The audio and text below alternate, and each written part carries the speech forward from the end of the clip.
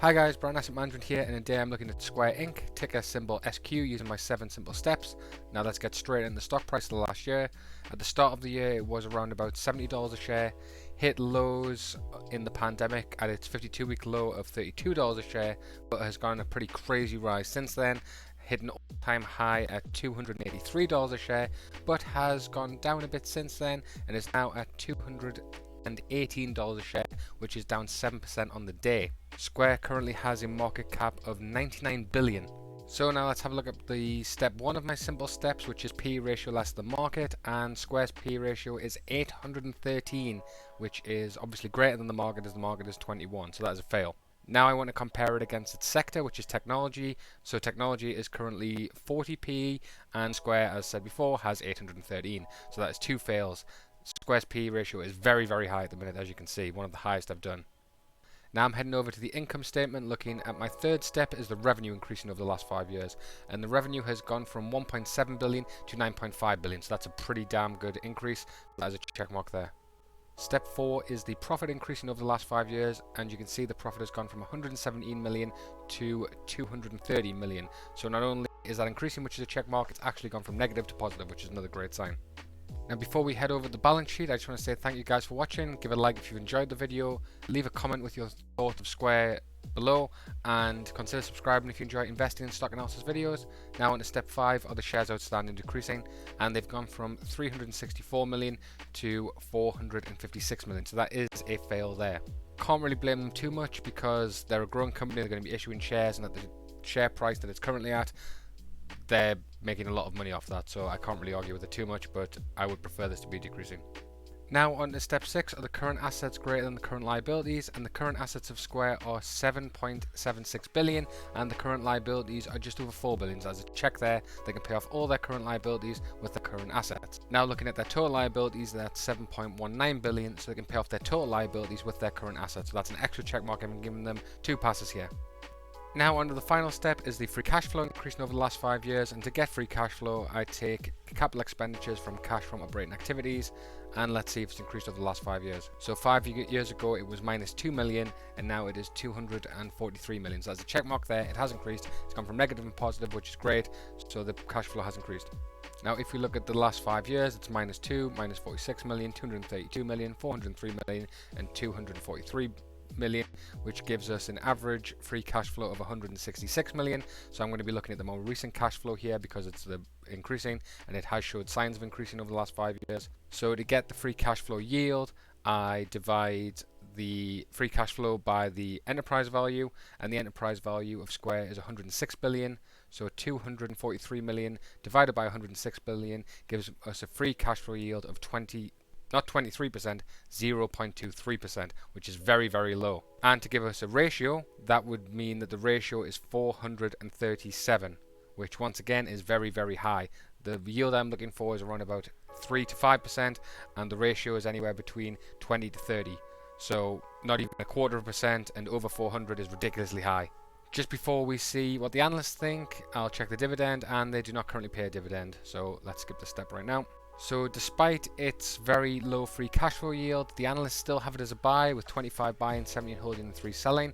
A lot of analysts interested in this. Normally there's not 45 analyst ratings, and it has an average target price of $266, which is a 22% increase. But on the high side, analysts have it going up to 380, which is a 74% increase. So that's massive. And tip ranks not as bullish, have it as a moderate buy, 19 buying, 11 holding and 2 selling, average target price of $276 a share with a high side of 380. So analysts are very bullish on this stock.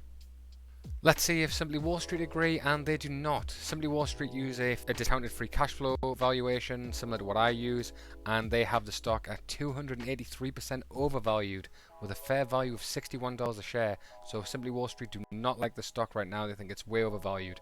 Would have been interesting to see a year ago if they thought it was a buy at that point when it was $30 a share, but right now they think it's too expensive.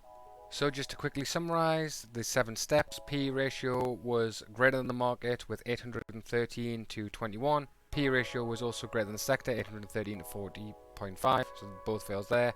Revenue has increased from 1.1 billion to 9.5 billion. Profit has also increased from minus 117 million to 213 million, so 2 checks there. Shares outstanding have been increasing, so that's a fail.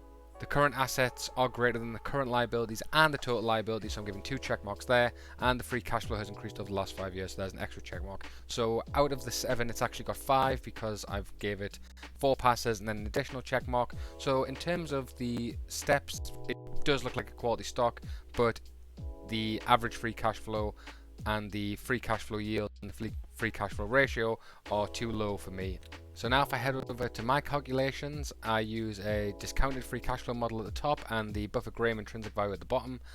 Looking at the discounted free cash flow, that calculates a stock price at $146 a share, which means it's at 32% overvalued by my calculations. So it would have been a great buy at the start of the year, but right now the model says it's too high. And if I look at the Buffett-Graham intrinsic value, surprisingly, this is also not a buy either, with a fair value of $51 a share and a Graham price of $38 a share. The problem is here, despite its very high growth rate, the earnings per share is very low, so that's why these numbers are quite low as well. So would I be buying Square right now? I think I have to agree with my model here. I just think it's too overvalued at its current price. I do like the way the company's growing. I like that their free cash flow is increased and they've gone from negative to positive. They're a very fast growing company. I just think $217 a share is too expensive. I have been wrong on a lot of these fast growing companies in the past, but once again, I just think $100 billion valuation is just too expensive. I have to think to myself, would I rather buy all of this company or would I rather buy all of Lockheed and Martin, for example, which is $95 billion? I think I'd probably rather buy Lockheed. Another example would be, would I rather buy Square or would I rather buy AMD? I do think AMD is overvalued, but I think I still would rather buy AMD. And you could also buy half of Coke if you wanted to buy that too. So now I'm going to quickly look at some of the technicals of Square. I have a 50-day moving average in blue and a 200-day in grey. If you were purely buying off the technicals, you would have purchased Square in February as the 50-day crossed the 200-day, which is a bullish signal, and you would have held the entire way because they haven't crossed back, so you would have made loads of money there. A lot of bullish signals here. The 50-day and 200-day is diverging, which is a bullish sign. 50-day is acting as a little bit of resistance here. Whenever it hits that, it now bursts back up, which has been pretty consistent. Will it continue to do it is the question, but you can see that the price has currently been over both averages the entire time, which is great signals. So in fact, the first time if you were looking at purely bullish signals was here when the price crossed the averages, which would have been in May, and then the cross would have happened in June. Sorry, I believe I said the date wrong. Right guys, I want to thank you all for watching. Please leave a like if you enjoyed the video. Give a comment on your thoughts. Do you think it's overvalued? Do you think it's at a good price? Are you going to wait for it to go down a bit, or are you dollars cost averaging because you've been buying the entire time? And also consider subscribing if you enjoy investing and stock analysis videos, and I'll catch you guys next time. Bye.